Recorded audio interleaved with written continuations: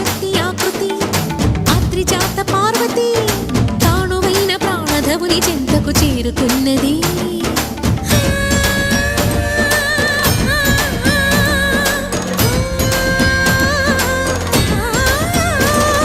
భవుని భువికి తరలించేలా ధరణి దివిని తలపించేలా